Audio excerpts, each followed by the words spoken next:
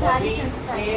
અહીંયાના મટીરિયલ પ્રમાણે next questions હોય છે. ત્યાં ડિફરન્ટ ક્વેશ્ચન્સ હોય છે, બટ અહીંયાની જે મેથડના પ્રમાણે અમને ઇઝી પડે.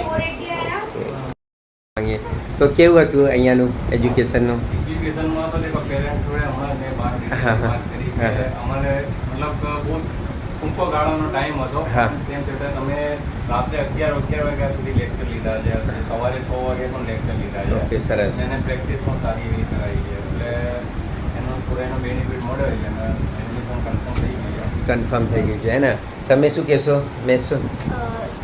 સરે અમારે બહુ હેલ્પ કરી મારી સ્ટાર્ટિંગમાં પ્રેક્ટિસ માટે.